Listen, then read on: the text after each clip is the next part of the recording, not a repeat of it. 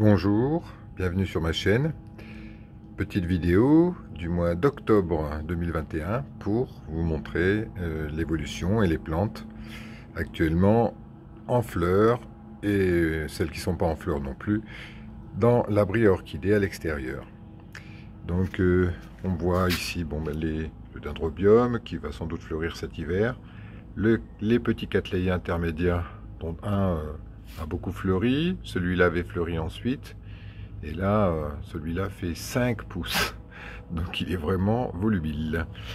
Qu'est-ce qu'il y a? Là, j'ai acheté dernièrement, là, au magasin d'orchidées, c'est un Ionopsis paniculata, c'est vraiment magnifique. Je referai une vidéo quand il va fleurir. J'ai craqué, j'ai pas résisté à l'envie de m'acheter ce Ionopsis. Ici, vous voyez le Tillandsia qui fait des spathes florales roses. Sinon, les autres orchidées vont très bien. Hein, ça commence à être plus frais la nuit, actuellement. Et par contre, c'est aussi chaud le jour. Donc on a notre Dendrobium phalaenopsis qui est toujours en fleurs. Voilà. Il y a ce petit Tonsidium qui est joli comme tout, avec des fleurs bordeaux, rouge bordeaux. Il est joli comme tout. L'année dernière, il avait donné une fleur. Et là, cette année, il a vraiment fleuri correctement, quoi. Donc là, on a d'autres plantes en repos.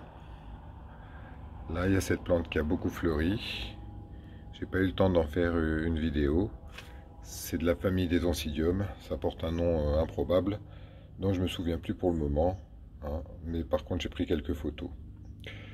Ici, à côté, nous avons nos Fluidor. Celui du haut est en fleurs depuis 3 semaines pratiquement. Et celui-là est en fleurs a commencé à fleurir il y a 15 jours.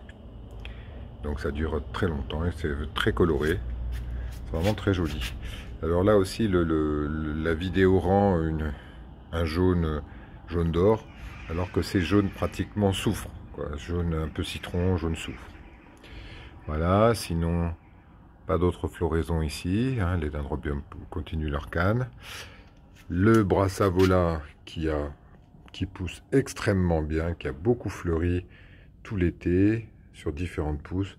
Chaque nouvelle pousse ici donne, comme vous pouvez le constater, donne des fleurs. Ça, c'est une fleur sur une ancienne pousse qui a quand même ancienne en florale plutôt, qui a quand même fleuri. Vous voyez, il va me faire encore 4 fleurs ici et d'autres pousses arrivent sur l'espace floral.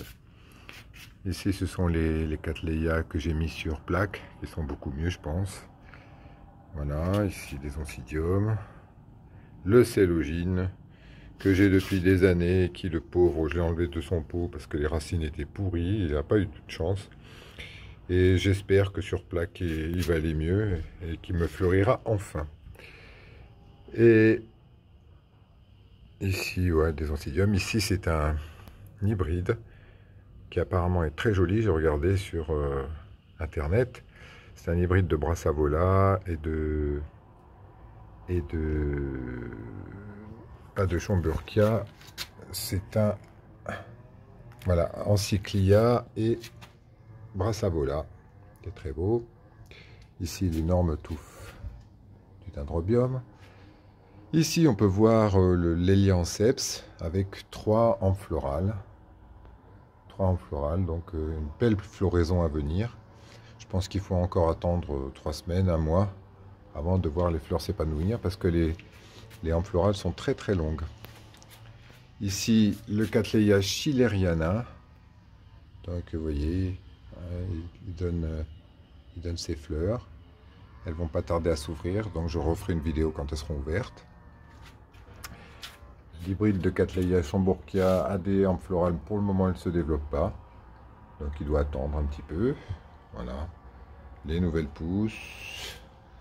Là, comme tous les ans, en dehors de la floraison principale, l'hybride de Nobilé a donné 2 fleurs. Donc c'est assez marrant parce qu'il donne toujours 2 fleurs hors saison de floraison. Et sinon, vous pouvez le constater, il fleurit très bien. Ici, nous avons l'Oncidium Cherry Baby, parfumé, qui fleurit tout le temps, lui. Alors tout le temps. très bien. Dès qu'une pousse est arrivée à maturité, elle fleurit, elle fait plusieurs, voire 4, comme c'est le cas actuellement, 4 ou 5 en florales. Donc c'est vraiment très agréable. Ici les phalénos sont très bien aussi. Le phaeus qui ne fleurit pas, donc je ne sais pas, il se porte très bien mais il ne fleurit pas. Ici les vandas, celui-ci le bleu a fleuri 2 fois cette année, ce qui est quand même pas mal du tout.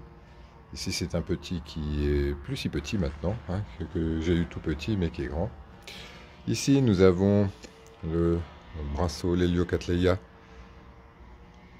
pastoral qui a 2 spathes florales ici et ici, donc qui devrait fleurir dans un mois et demi.